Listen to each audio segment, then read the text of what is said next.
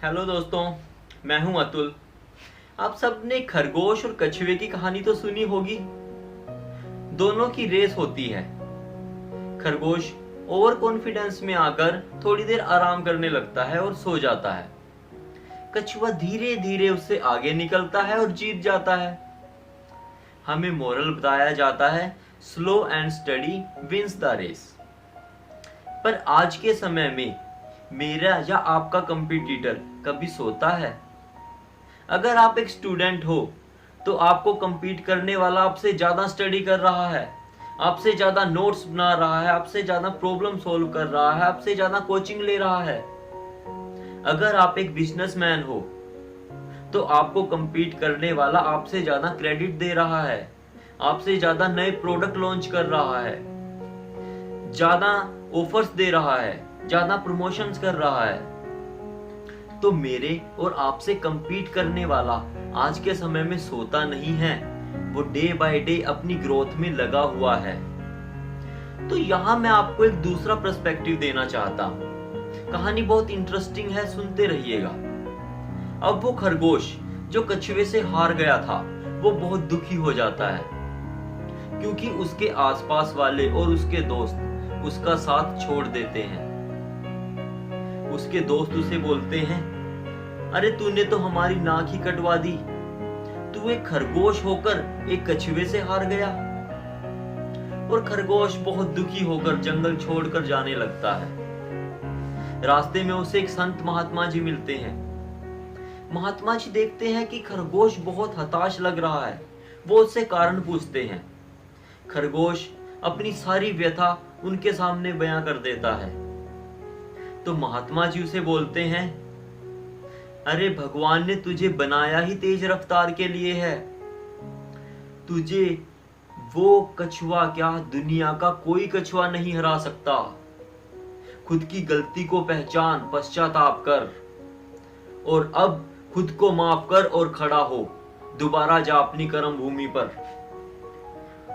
महात्मा जी की बातों से मोटिवेट होकर खरगोश कछुए की ओर चल देता है।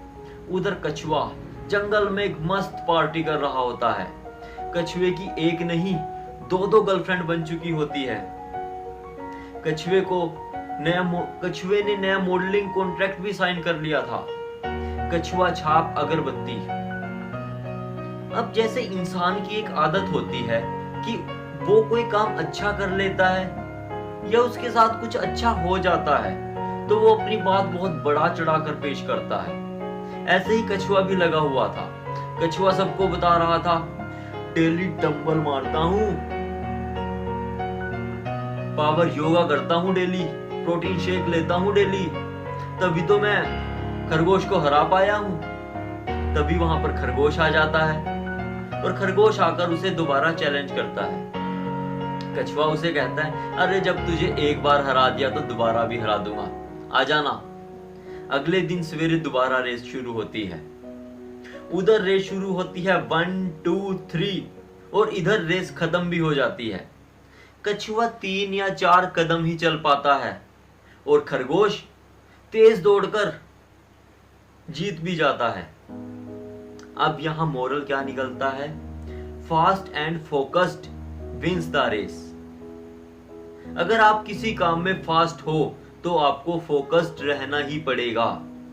अगर आप फोकस्ड नहीं हो तो कोई भी कछुआ जो स्टडी है वो आपसे आगे निकल जाएगा। देखो, भगवान ने हर किसी को हर काम में फास्ट नहीं बनाया या हर काम में उसे स्लो नहीं बनाया। भगवान ने किसको किसी काम में फास्ट बनाया है तो किसको किसी काम में स्लो बनाया है। आपको यह देखना है कि आप किस काम में स्लो हो तो आपको स्टडी रहने की जरूरत है, और आप जिस काम में फास्ट हो तो उस काम में आपको फोकस रहने की जरूरत है। तो इस बार कछुआ बहुत दुखी हो जाता है क्योंकि कछुए के आसपास के लोग भी उसका साथ छोड़ देते हैं। कछुए के दोस्त उसे बोलते हैं, अरे कछुए तो हम भी हैं, पर इतनी बुरी तरह भी कोई हारता है। अब उनको कौन समझाए? तुमने किया ही क्या है कभी जिंदगी में? अगर उस कछुए ने थोड़ी डेयरिंग की है एक खरगोश के साथ रेस लगाने की? तुमने तो नहीं की। देखो अक्सर हमारे साथ भी यही होता है, हमारे आसपास वाले लोग करते तो कुछ नहीं, अगर हम कुछ अच्छा करने की कोशिश करते हैं और उसमें फेल हो जाएं, तो सबसे ज्यादा टांग यही लोग खींचते हैं। अब कछुआ दुखी हो जाता है और जंगल से बाहर जाने की कोशिश करता है। रास्ते में उसे वही महात्मा जी मिल जाते हैं। महात्मा जी उसे देखते ही पहचान जाते हैं कि ये वही कछुआ है। तो उसे वो कुछ कहते हैं, कुछ समझाते हैं उसे, और कछुआ उनकी बात सुनते ही तुरंत खरगोश के पास आ जाता है और उसे दोबारा चैलेंज करता है। अब खरगोश एक बार तो हंसता है और उसे आराम से कहता है, क्यों भाई, कम बेइज्जती हुई है क्या अभी? कोई बात नहीं, कल तेरी पूरी बेइज्जती कर देंगे। और अगले दिन दोबारा रेस शुरू होती है। इस बार टारगेट थोड़ा लंबा था। उधर होता है 1 2 3 और इधर खरगोश तेजी से भागता है टारगेट की ओर। थोड़ी दूर जाने के बाद खरगोश रुक जाता है। वो देखता है कि रास्ते में एक नदी आ रही है। तो इस बार कछुए ने टारगेट एक ऐसा डिसाइड किया था जिसके रास्ते में नदी को क्रॉस करना ही पड़ता। तो पीछे से कछुआ धीरे धीरे आया और पानी में उतर गया। पानी में जाते ही उसकी रफ्तार बढ़ गई और उसने बहुत जल्दी नदी को क्रॉस कर लिया और अपने टारगेट तक पहुंच गया।